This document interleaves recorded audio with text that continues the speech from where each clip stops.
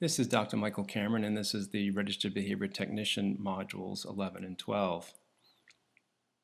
The specific strand that this comes from in terms of the Registered Behavior Technician task list is A01 and A02, which falls into the category of measurement. The title for this presentation is to prepare for data collection and to implement continuous measurement procedures. The duration of the presentation is 60 minutes, and the assessment at the end of the module will be a competency-based quiz, which will consist of 5 questions. With respect to demonstration requirements at the end of this training, my recommendation is that at the conclusion of the module, you ask your BCBA supervisor to review the data collection systems that he or she uses. They may show you hard copy systems whereby you're collecting data using data sheets that have been pre-prepared, or your BCBA may be using an iPad-enabled or a tablet-enabled system, and you'll be doing electronic data collection. And if you have that kind of system at your disposal and you'll be collecting data in that manner, you indeed are very fortunate. It's a very efficient way of data collection. My other recommendation is that you rehearse the data collection process by using the prescribed systems. Probably the best way to do that is by watching a video session of an individual that you'll be working with, and to begin collecting data on their behavior in the context of the session. It's very helpful if you have some pre-exposure to the individual who you'll be responsible for collecting data on prior to your actual responsibility when you're in the presence of that individual. My final recommendation is that you demonstrate your ability to collect data using a video-based system, as I just previously mentioned. With respect to the specific goals for this module, the first is to provide you with specific recommendations for preparing for your data collection responsibilities. The second goal is to review the rationale for measurement. The third goal is to review the dimensional properties of behavior. That is, the distinct features of behavior that lend themselves to measurement and that you will be measuring. The fourth goal is to describe the difference between what's referred to as continuous data collection and discontinuous data collection procedures. As a registered behavior technician, you'll be using both methods of data collection, and it's important that I just make that distinction between the two for you. And then finally, the fifth goal is to provide a detailed overview of the continuous data collection procedures you'll use as a registered behavior technician. So I'll make the distinction between continuous and discontinuous, but for the purpose of this module, we'll be focusing on the continuous data collection methods that you'll be using. Now, with respect to data collection, I think it's always important to remind people about the why we do these forms of data collection. And the first reason is to evaluate first baseline performance of an individual, and then subsequently to measure the effects of our intervention. Now keep in mind, as a registered behavior technician, you'll be implementing skill acquisition programs. You'll be in this active role of instructing and teaching an individual. Any number of things. It could be language skills or social skills or activities of daily living or cognitive skills or academic skills. You'll have responsibility for a wide variety of skills that you'll be responsible for actually teaching the individual that you're working with. So therefore, it's important for us to establish a baseline in terms of that person's performance, and then subsequently, following the implementation of an intervention, it's important to measure how well that person is progressing. So that squarely is the why we are so focused on our data collection methods. Beyond that, we conduct data collection to ensure we're preventing mistakes. It's through database decision making that we're evaluating whether or not our treatments are effective or ineffective, and we really rely on the data that you're collecting to make those kinds of decisions about effectiveness or ineffectiveness. So your BCBA supervisor will be looking at the data that you're collecting on an ongoing basis and making determinations about the programs that you're implementing. What programs? Well, the skill acquisition programs, the behavior support plans and the interventions that are centered on that. Your data will be very important to the BCBA supervisor to make a determination about effectiveness or ineffectiveness. Next, the data that are collected guide decision making in general. So your BCBA supervisor will make a determination as to whether some modification of an intervention needs to be made, whether or not there's enough progress to advance the person to a new level in the curriculum that they may be using, or if it's a behavior support plan that we're concerned about, the person may have made enough progress so that the BCBA supervisor can begin putting in place less restrictive interventions. So all of that decision making is driven by the data collection process. So that's why it's critically important for you as a registered behavior technician to have a really good understanding in terms of the importance of data and how decisions are made based on it. Next, the data collection is important because it verifies the legitimacy of the treatment that we're putting in place and that we're evaluating. So treatment methodologies are considered to be legitimate when there is effective change in behavior, new skills are being developed and evolving, or some behavior problem is being reduced as a result of the intervention. So the data that we collect verify the legitimacy of the interventions that we put in place. The next reason that we spend so much time on data collection is for accountability purposes. So we have a responsibility. For me as a board certified behavior analyst, for you as a registered behavior technician, there is a responsibility to maintain accountability and to share information with the stakeholders with respect to the efficacy of the interventions that are put in place. Who are the stakeholders? I'm going to remind you from a previous lecture, and as a result of a module that we've already covered, the stakeholders include family members, stakeholders include teachers that may be in a public school where you're working, stakeholders may be individuals who are very concerned about the outcomes of the behavior analytic services that you're putting in place. So the data that we collect allows us to maintain accountability and share information in terms of treatment efficacy with people that care very much about whether the individual that you're working with is actually making progress. So your client essentially is what I like to say is the North Star. It is all about that person. It's all about their progress. It's all about the legitimacy of the interventions that we're putting in place. And all of that is closely connected to data collection. So I thought it'd be a really good opportunity here to review with you once again the why we are doing what we're doing with respect to data collection. Now in terms of recommendations with respect to getting ready for your data collection responsibilities, the first recommendation is to know your medium.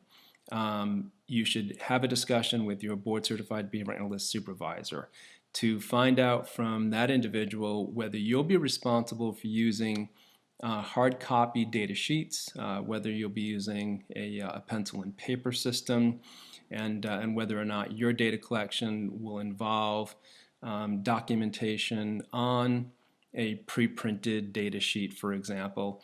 And if that's the case, it's critically important that you have a good understanding of what those data sheets look like prior to you sitting next to an individual and actually trying to use that data collection system.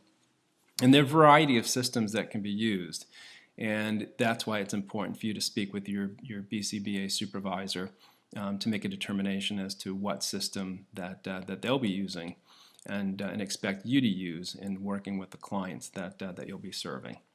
Another option with respect to data collection, as I've already mentioned, is an iPad-enabled system or a tablet-enabled system.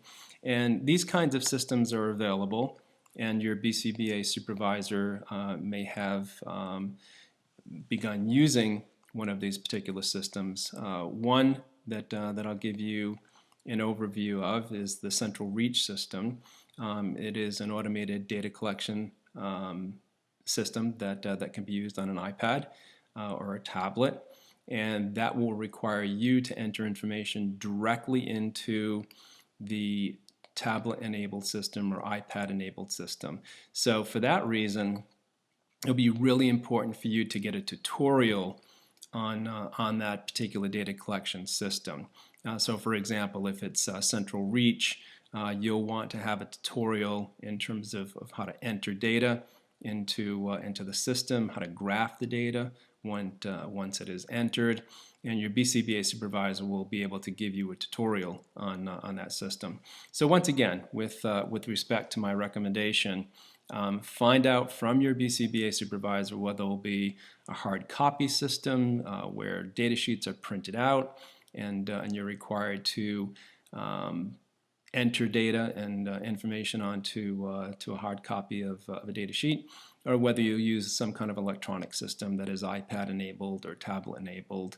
And if so, once again, it'll be critically important for you to have a tutorial and to receive instruction, very explicit instruction in terms of what your responsibilities are with respect to that. The next recommendation is for you to know your context. One of the things that we'll be discussing later on through the module series is the fact that you'll be working in a number of instructional contexts. For example, you may be working with a young child and you may be using a discrete trial training format, maybe doing some tabletop instruction with that individual. It may also be the case that you're working with individuals and you're using natural environment teaching. That may bring you right into the natural environment, like a playground, for example, or in the community, or in the person's home, in their kitchen, or if you're working in a public school, for example, you may be going directly into the various classes if the person is included. You may be going into a music class, a gym class, a class for science, for example, or language arts. Another alternative is that your instruction is occurring primarily in community locations like grocery stores or hardware stores, for example. It really depends on the needs of the individual and the reasons why you're providing services. However, one of the things I just want to point out and remind you of is that you will work within a variety of instructional contexts: discrete trial training context, natural environmental teaching context, community-based instruction context. The reason I emphasize that is because the ease or the difficulty of data collection is closely linked to the context in which you're working.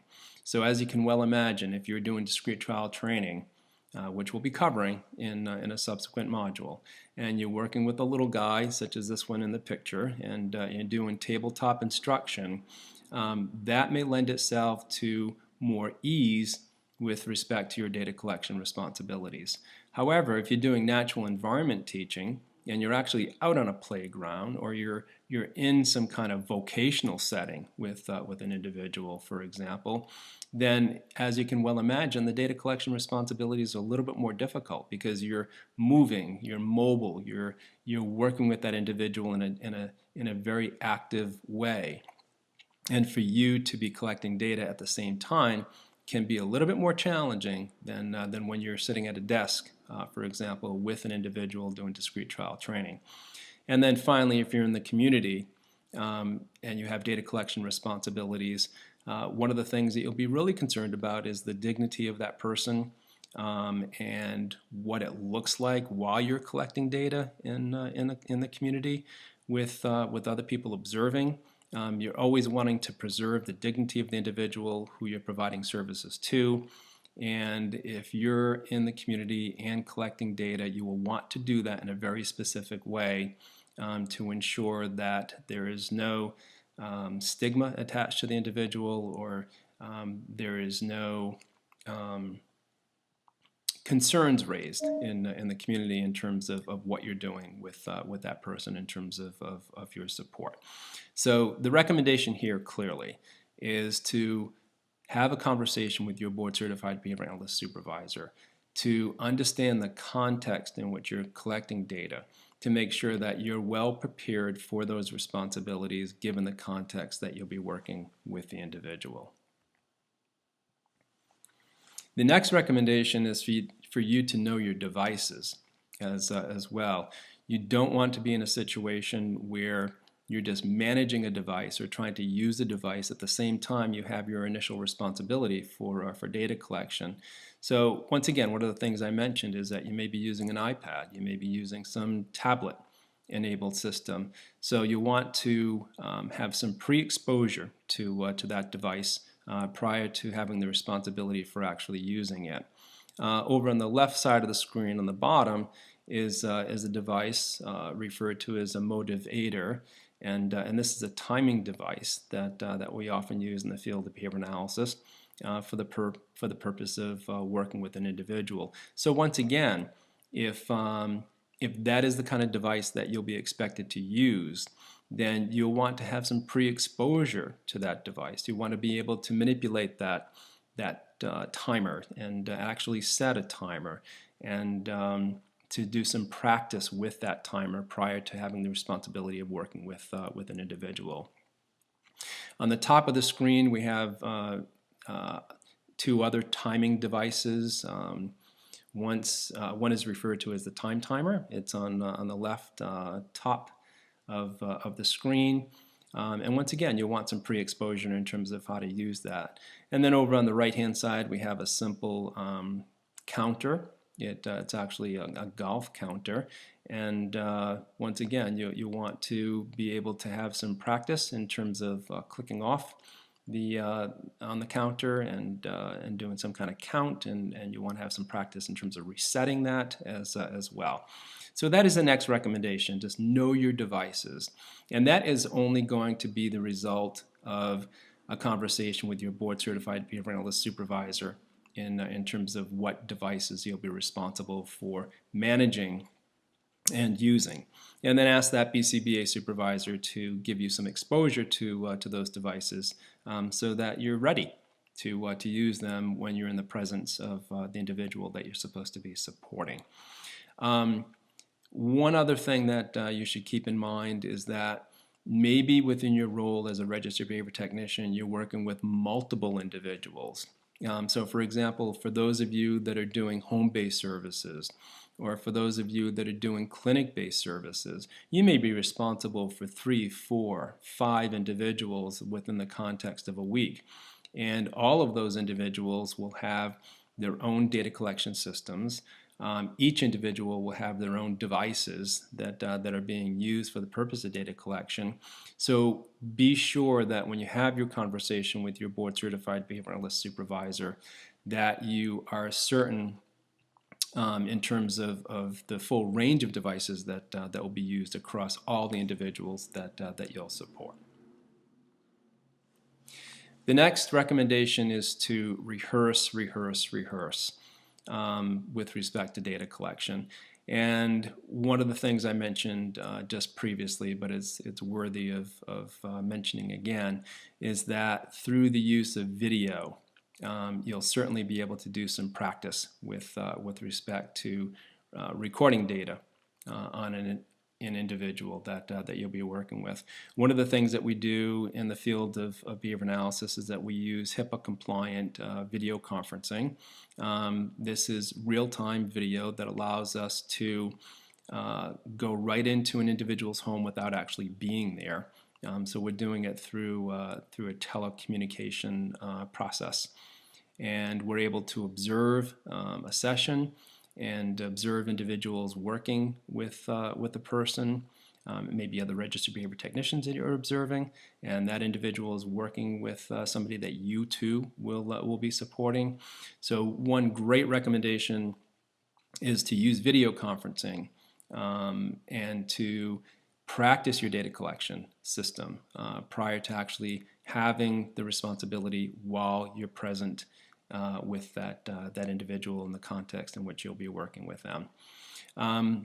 The other recommendation is that if you're able to do an observation, so for example in a public school classroom for children, then you can practice your data collection system there as well prior to having the responsibility of working directly with the individual. So what I'm referring to here is that you're doing an overlap with another person. It's another registered behavior technician who has brought you to that case. You're overlapping with that other registered behavior technician, and then that gives you the opportunity to do some data collection system on and to use the data collection system on your own prior to you having direct responsibility for doing that. One of the other things I want to point out with respect to data collection when you're physically present in the presence of an individual that you'll be supporting, you'll have to watch for what's referred to as reactivity. And what that means is that the individual whose behavior you're recording may ultimately react to you as a result of what you are doing. So therefore their behavior may be different as a result of observing you and noting that you are collecting data, and that's what we refer to as reactivity.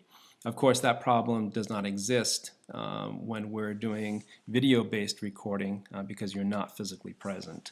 But the reactivity occurs when you are present and the individual is noticing you, noticing what you're doing with your iPad or tablet or with a clipboard in your lap and you're collecting data. That person's going to notice you and may react to you when you're trying to fulfill those responsibilities for data collection.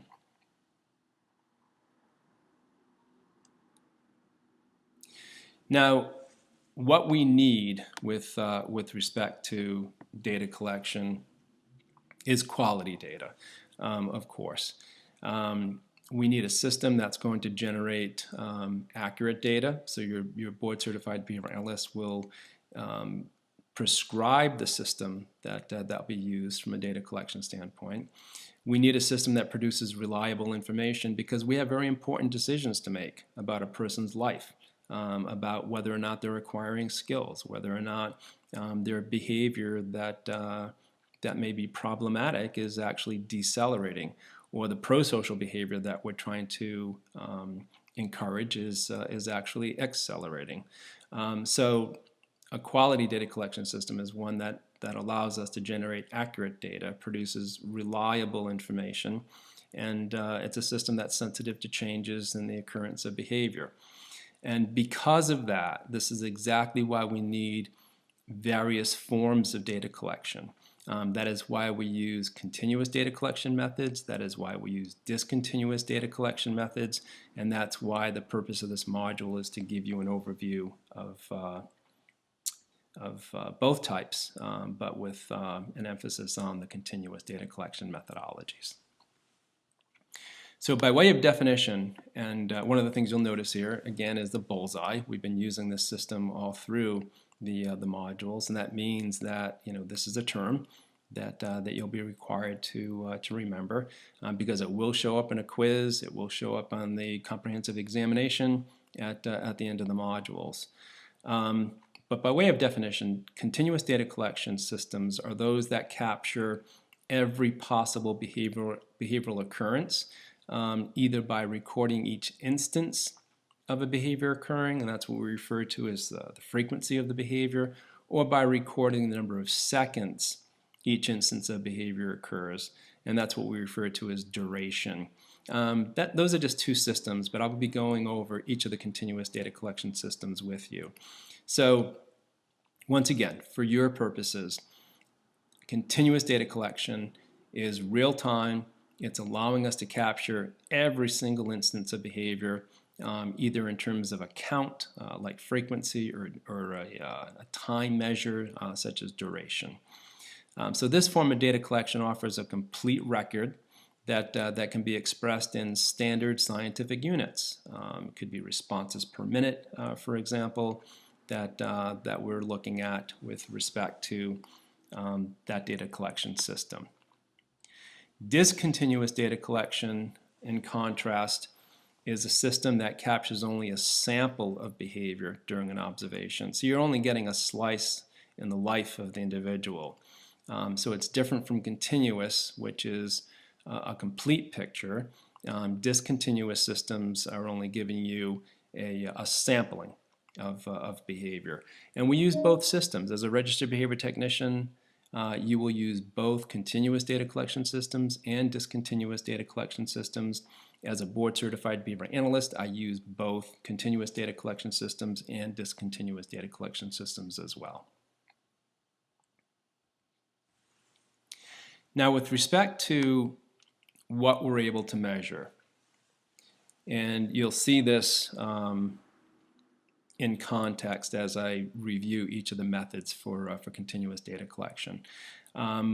We refer to what we're able to measure as the measurable dimensions. So the first measurable dimension is the repeatability of behavior, or the countability of behavior. And as you know, behavior can be counted. There are many things that occur that we're observing that can be very easily counted. And that's one of the dimensions, is the repeatability or countability of behavior. The next thing that we're interested in measuring is what's referred to as the temporal extent of behavior. So that would refer to the duration of a behavior. So it's a time element here. And then the third thing we look at in terms of a measurable dimension is what's referred to as temporal locus, or when in time the behavior occurs. So those are the three measurable dimensions. It's the repeatability or countability of behavior, the temporal extent of behavior, and then the temporal locus of behavior. And all three things are critically important to us for a variety of different reasons.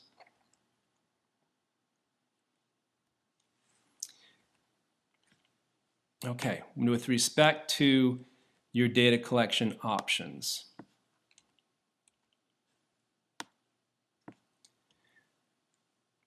one of the first methods that we'll cover is what's referred to as frequency and rate of behavior. These methods involve counting the total number of occurrences of a behavior within a specific period of time. You only use this method when there is a very clear beginning point and an end point to the behavior that you're observing.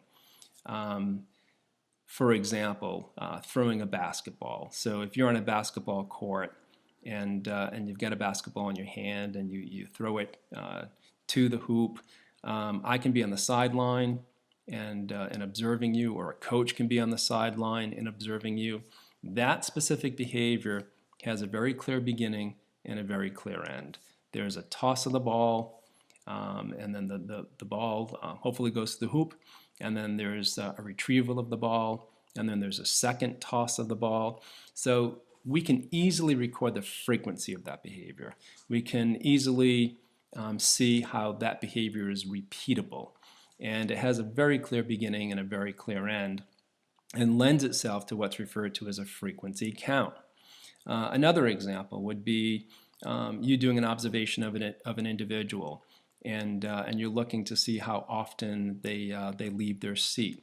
So perhaps you're working in a public school system, and perhaps you're in a classroom with an individual, and maybe this person has a behavioral excess that involves leaving their seat frequently without permission.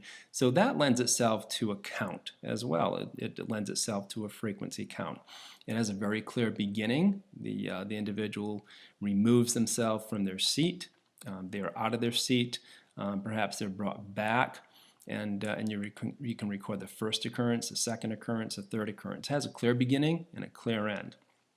Another example would be you doing an observation or working with an individual in a public school classroom, and you're looking to record that individual's participation, their active participation as a learner in the classroom. And maybe you're interested in seeing how often they're raising their hand, how often they're volunteering to answer a question that the teacher poses. So hand raising is yet another behavior that has a very clear beginning, very clear end, and lends itself to a frequency count. So we can count behavior, and we can count behavior that has a very clear beginning, a very clear end, like throwing a basketball, an individual leaving their seat, an individual raising their hand. All of these things are quite easy to count. So the first direct measure, the first continuous measure that you need to be aware of, because you will be using it, is what's referred to as the frequency count. So let's just do a reality check here in terms of the requirement. A frequency measure should only be used if the length of the observation time is consistent from one observation to the next. So by way of example, you're in a classroom and perhaps you're in there for 1 hour each day. Let's say it's a science class, and that unit of time is consistent from one day to the next. It's always 1 hour, and you're counting the number of times the individual you're working with is leaving their seat, or the number of times that individual is raising their hand. So we can use a frequency count and use that consistently from one day to the next, because that unit of time in which we're doing that observation is consistent. It's 1 hour each time. So that can be compared and contrasted to what's referred to as a rate measure. This is a measure that should be used if the unit of time varies from one day to the next. So by way of example, on day one, you're working with that person for 1 hour. You're supporting them for 1 hour in the classroom. But on the second day, maybe it's 90 minutes. And maybe on the third day, it's 100 minutes. So whenever we have variation in terms of the duration of time in which we're observing the person, whenever there's variation in terms of the time we're observing and our count that we take during that time, we have to calculate what's referred to as a rate. And we look at the frequency of behavior over time, and we can derive what's referred to as the behavior and its occurrence on a rate per minute standard. So we got frequency of behavior, and frequency, the straight count, can be used quite easily when that time of observation and that time of working with the individual is consistent from one session or one day to the next. However, whenever there's variation in the amount of time that we're working with an individual, we'll calculate what's referred to as a rate measure. Let me just give one more example of the importance of a rate measure. Let's say you are working with an individual and that person perhaps has toileting accidents. And one day that you work with the individual, that person may be with you for 1 hour, and perhaps there were 3 accidents during that time frame. And perhaps on day 2, you're with a person for 3 hours. And on that day, there were 3 toileting accidents as well. You can see right away that we cannot compare one day to the next, because on the first day, you're only with that person for an hour. On the second day, you were with them for 3 hours. So for that reason, we have to look at the frequency of the behavior within the context of the time in which we worked with them and calculate what's referred to as a rate measure. So we got frequency and rate. These are 2 continuous data collection systems. These are 2 systems that you'll be using as a registered behavior technician. And once again, I want to remind you, we only use these systems when a behavior has a clear beginning and clear end point. We're looking for the repeatability of a behavior. We use frequency when the length of time we're working with the individual from one session to the next or from one day to the next is equivalent. There's no variation. If that's the case, we can easily do a frequency count and compare one day to the next. However, if there is variation in the amount of time that we're working with the individual, let's say on day 1 it's an hour, on day 2 it's an hour and a half, then we have to calculate what's referred to as a rate measure and break it down to the rate of behavior per minute or the rate of behavior per hour, but the rate of behavior based on some unit of time that is varied. And that's the only way we can compare one day to the next, is when we do that. Now, one of the other things I want to point out is the importance of data collection and cultural fit and aesthetics as well. One of the things that I'll often do with families is that I will be interested in getting some kind of frequency count. For example, maybe I'm working with this little guy on the screen right here in front of the refrigerator for 2 hours each day, and perhaps I'm doing some parent training, and I want the mom or the dad to actually be collecting data on some behavior that I'm interested in. So perhaps I'm interested in compliance. Maybe I'm using an errorless compliance procedure with this little guy, and I want to look at the number of times when the mom poses some kind of demand or makes some kind of request, or when dad poses some kind of demand or makes some kind of request. I want to look at the frequency of cooperation and compliance, meaning this little guy goes off and follows the direction and does what mom or dad had requested. If I'm doing data collection system with a family, for example, I'll often look at what kind of system I can use that would be aesthetically pleasing to them, would be a good cultural fit for the family. So I get pretty creative with the way I do counts, and I'll use magnets, for example, on a refrigerator.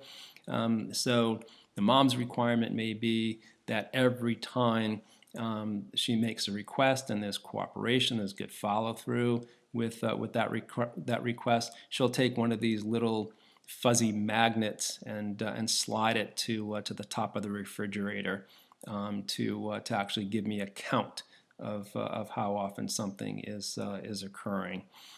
So this is a way to involve people, stakeholders, family members, for example, get them involved too in the data collection process, but being sensitive to the aesthetics of the data collection system. So you can get really creative in terms of how you collect data, and you can get creative with families, you can get creative with other stakeholders as well, and it certainly lends itself to being a good system and one that creates a sense of enjoyment for the family, and families often appreciate it when you put some time and thought into the way that they will collect data for you. So it could be a system like that that is used. Alternatively, they may be using paper and pencil, just like you, and they may be putting tally marks down in terms of the frequency of a behavior from one session to another, or from one day to the next, and they may give you a total at the end of the session. So a frequency of 3, a frequency of 5, a frequency of 3 or 4 or 2 or 3, for a total of 20 after 6 days or after 6 sessions. So they may use that kind of system.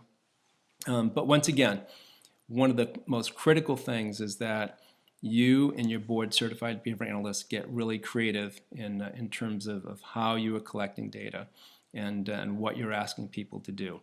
But once again, this is the first continuous data collection system that you'll use. It's what's referred to as frequency and rate. Frequency, once again, is a count. It's only used when a behavior has a clear beginning and clear end, and frequency is only used when the unit of time from one observation to the next, one session to the next, one day to the next, when that time in which you're working with the individual is equivalent, you can use a straight frequency count.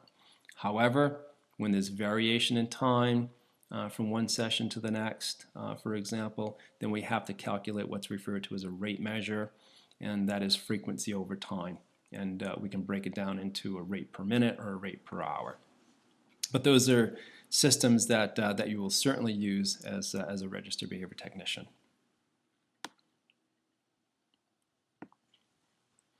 The next continuous data collection system that you'll use is what's referred to as a duration measure.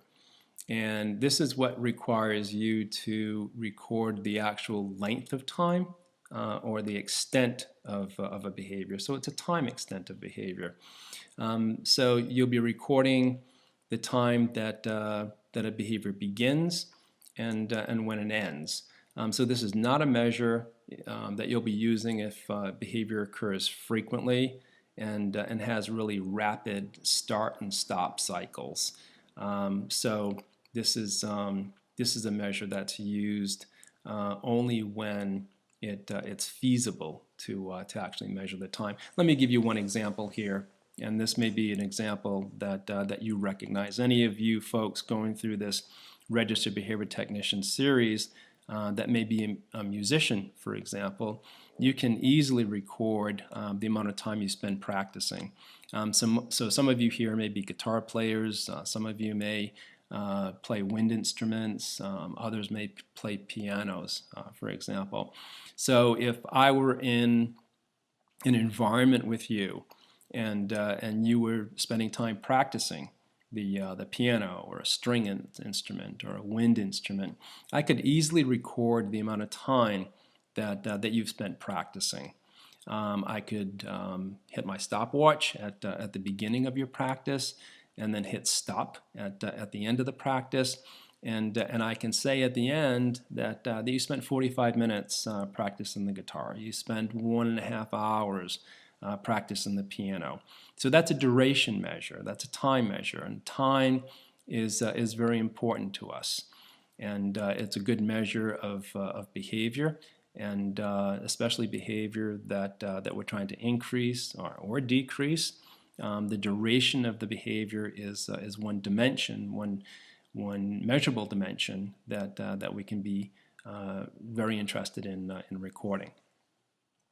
If you're working with an individual, for example, let's say this is somebody that you're supporting in an in-home setting, and perhaps that person's coming home on a day-to-day basis and they have homework to do. Maybe you're trying to increase the amount of time that person spends on their homework assignments. You could easily record the amount of time spent completing problems on a math worksheet, for example. So you're supporting that individual. They sit down at their desk in their home. They've got the assignment of doing a math worksheet that had been sent home by the teacher. You can click your stopwatch at the beginning of beginning the math worksheet, and then at the end of that assignment, you hit the stopwatch again, and you can actually render a time recording in terms of the amount of time that they spent actually doing their homework. So when the duration measure is the appropriate method for collecting data, the measure provides us with information about the temporal extent of a behavior and the number of behavioral episodes that occurred. So whenever you have a data collection system in place and it is involving time, then the devices that you'll need to use include a stopwatch, or it could even be your iPhone, for example, or it could be an iPad with the clock feature on it and the stopwatch feature on it. Those are the kinds of devices that you'll be using, and it's relevant. Now, duration is highly relevant to us. If I'm going to go back to the example of an evolving musician, if I'm interested in getting that person to dedicate more and more time to the practice of an instrument, then I want to build up the duration that they spend practicing.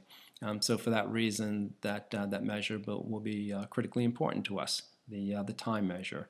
So maybe at baseline, I start off with that person practicing The piano, just 15 minutes a day. And then as the weeks progress, I advance it from 15 minutes to a half an hour, from half an hour to 45 minutes, from 45 minutes to 90 minutes. So I can show the person's progression in terms of the duration in which they're dedicating time to practicing an instrument that they're interested in learning. So the duration measure is critically important. So just to recap, we have options here.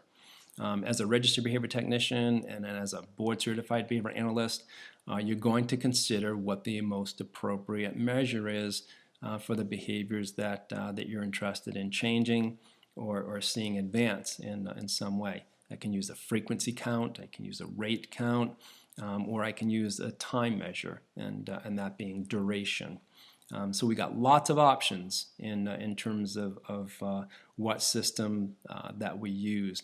And the reality is that for many individuals, we may be using multiple systems. You may be using frequency count on one behavior and a duration count on another. So as a registered behavior technician, you need to prepare yourself for using a variety of continuous measurement systems, even for one individual that you happen to be supporting. The next continuous data collection system is what's referred to as latency. A latency recording is one that we're interested in using when we're trying to measure how long it takes a person to begin performing a target behavior once an opportunity is presented to them. So because this involves the question about where in time a behavior actually occurs, this is what we refer to as the locus of behavior. So you remember I talked at the beginning about the measurable dimensions. So we're interested in the repeatability of behavior, and that brings us to the frequency count. We're interested in the temporal extent of behavior, and that brings us to the duration measure, for example. But we're also interested in where in time a behavior occurs, so therefore we're interested as well in the locus of behavior. So with latency, you're looking once again at that time between an opportunity for a person to respond and when they actually respond. So let me give a few examples here. Just the other day, I received a parking ticket. I was in Pasadena, California, and parked. Went into a store. I wasn't paying particular attention to the time that was elapsing, and sure enough, I had 1/2 hour on the meter, and I come out of the store 40 minutes later, and there's one of those parking tickets underneath my windshield wiper right there. So there it is. There's my opportunity to respond, because I can take that ticket from underneath my windshield wiper, and I can look at the web address, for example, where I can do an automated payment online.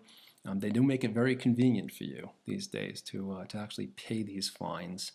So I can punch in that web address and go to City of Pasadena parking fines, and I can punch in my citation number, and I can actually pay that parking ticket that I received. So for me, when receiving parking tickets, which I try to avoid at all costs, but it does happen from time to time, one of the things that's important to me is that I pay it right away. So my latency between receiving that ticket, so it's stuck underneath my windshield wiper, and actually paying the ticket is probably 4 hours. So I've got the opportunity to respond, because there it is, the ticket's under my wiper. I pull it out, I look at the web address, so there's an opportunity for me to respond. A stimulus has been presented to me, taking the form of the parking ticket, taking the form of the details in that parking ticket. So the stimulus is presented, and then there's my response.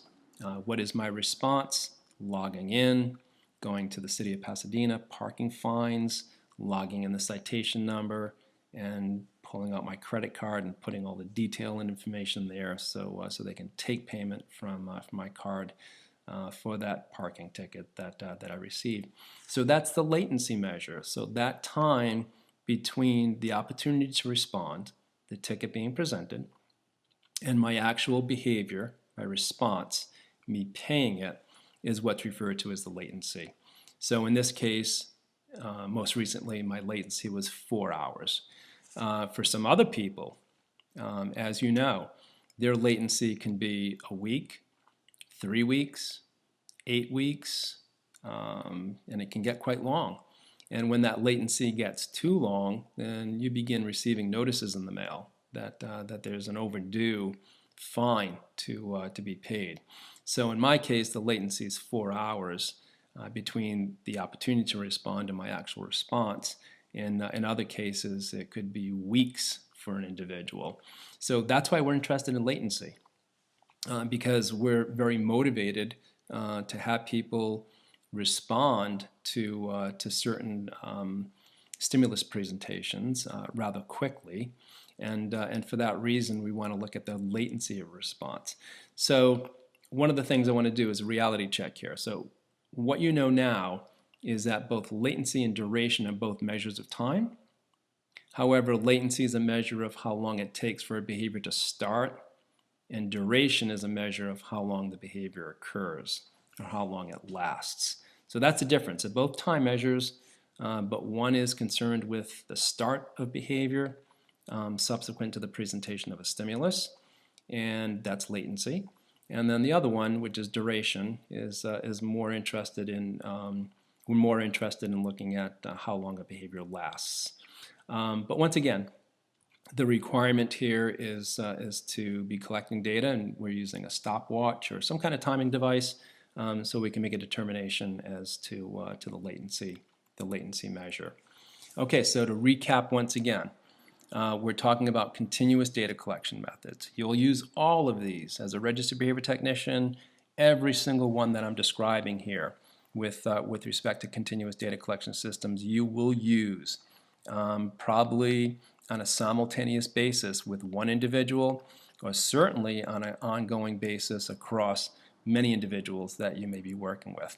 What measures can we use? Frequency and rate counts. We use frequency when the amount of time that we're observing and recording is constant and consistent.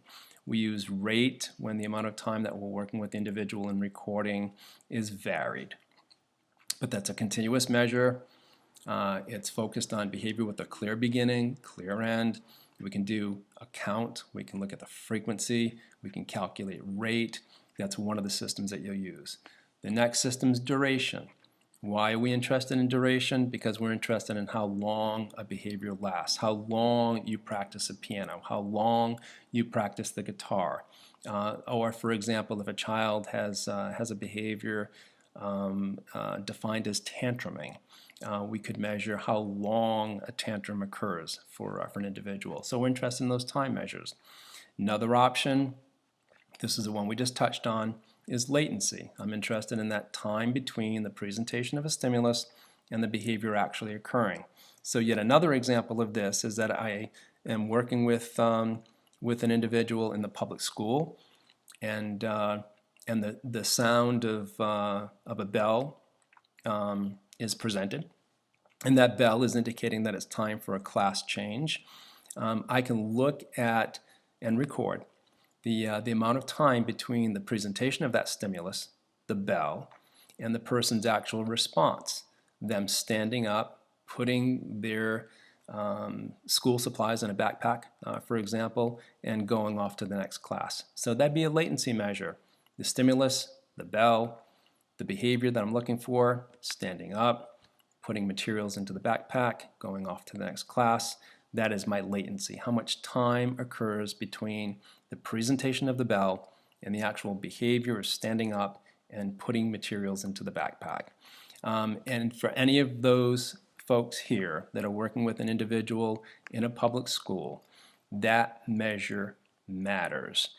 Because if the individual is not responding quick enough or fast enough, then that becomes a problem for the individual, because they're arriving at the next class late. or they're not responding at all. So we're looking at the latency because we do want to have some evidence of progress, and we can pick up a dimension of progress by looking at latency measure. One other example here is perhaps working with an individual in a home-based setting, and we want that person to begin their nighttime routine, perhaps taking a bath, maybe putting on their pajamas or going off to the bathroom to brush their teeth. And maybe we're supporting a mom and dad in terms of managing their child during the bedtime routine.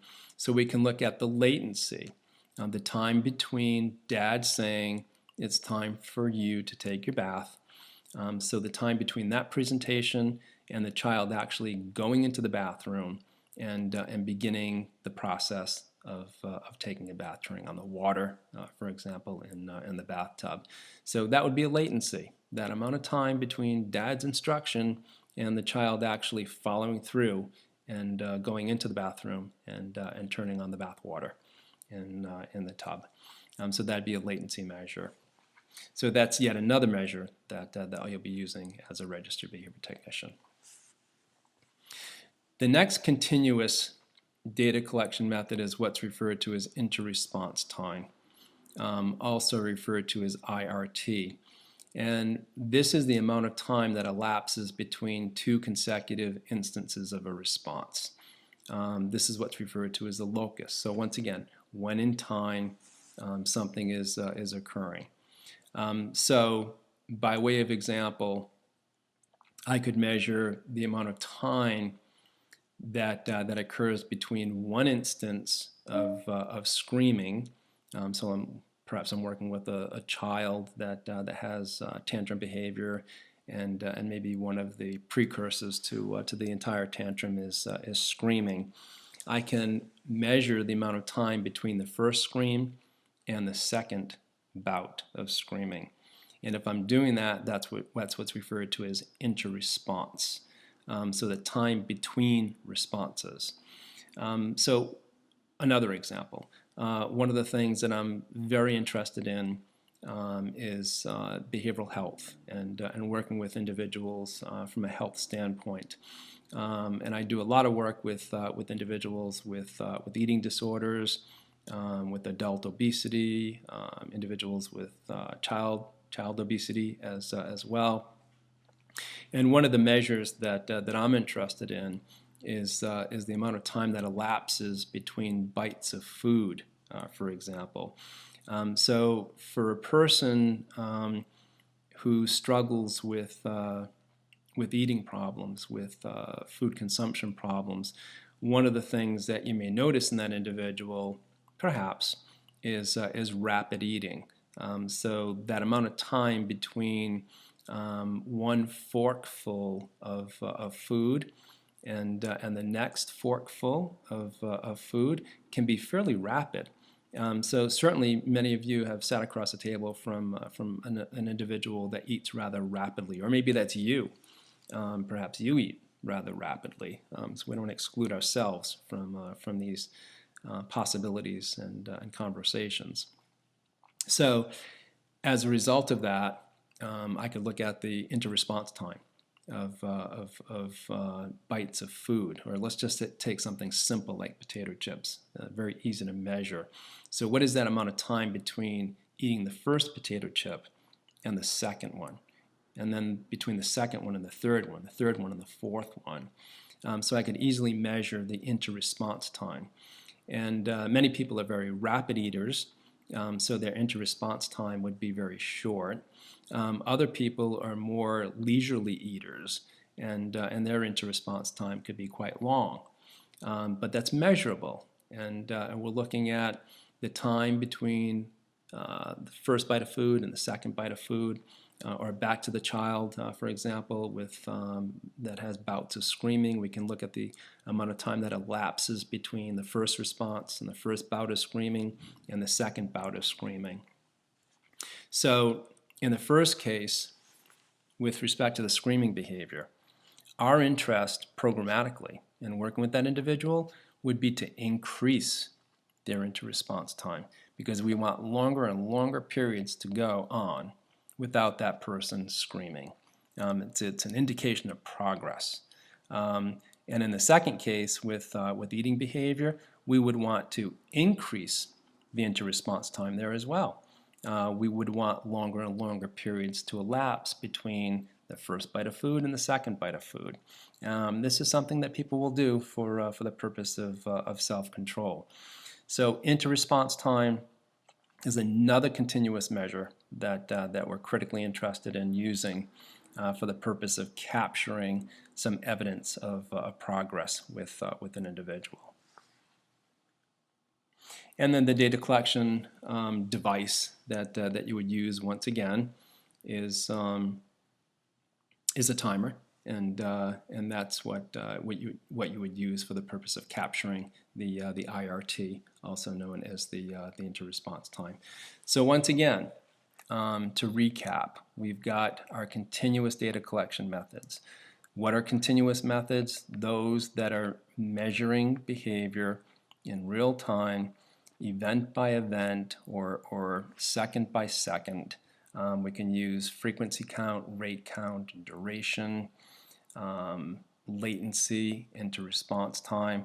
Those are the measures that you'll be using as a registered behavior technician. Now, as you can well imagine, it can be difficult to capture behavior when using devices. It can be difficult to actually use a stopwatch and record the amount of time that elapsed between a first response and a second response.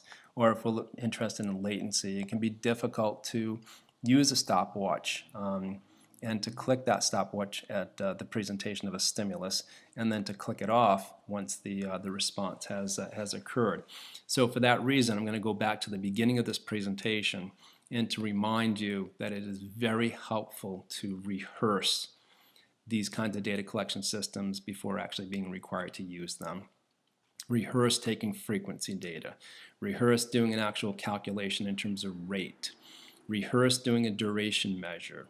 Rehearse doing a latency measure. And rehearse doing an inter-response time measure. Because you want to have some personal fluency with using these recording methods before you have the direct responsibility of being with a person and actually measuring behavior in these ways. So again, a reminder is that one option is that you could do recording by way of video.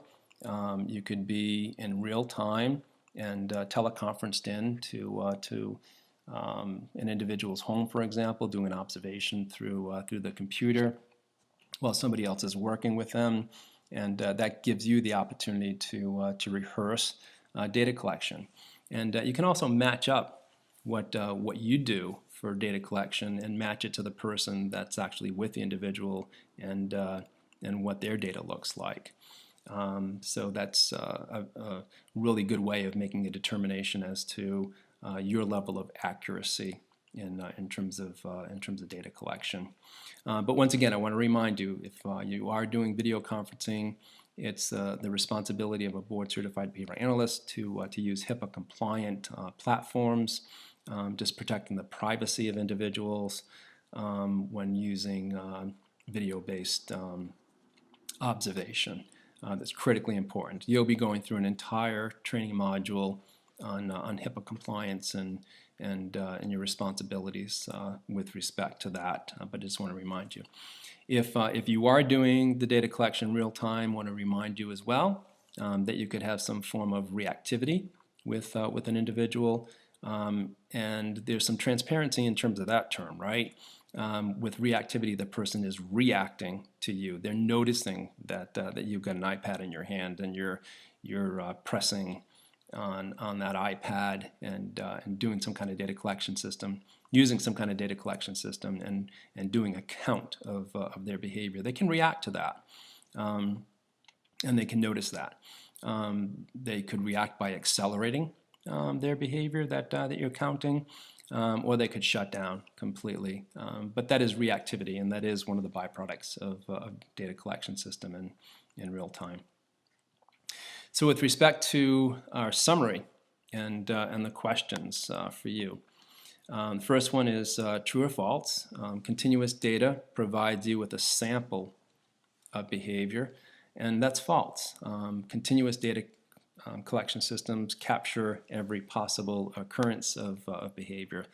The second question, true or false, the three measurable dimensions of behavior are repeatability, temporal extent, and temporal locus. That's true. Repeatability would be frequency count, rate count. Temporal extent would be duration. Temporal locus would be the latency or the interresponse time. The next question, provide one important reason for collecting data. And once again, data guides decision making.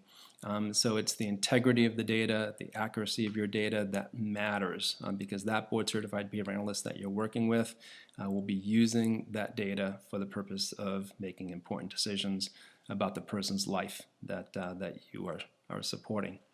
Which data collection system should be used if you want to measure the length of time a behavior occurs? Well, that'd be the duration measure. And then which data collection system would be avoided if a behavior does not have a clear beginning or clear end? And that would be frequency and rate of behavior. So that concludes modules 11 and 12. And I thank you once again for your participation. And I'll be talking to you soon in the next module.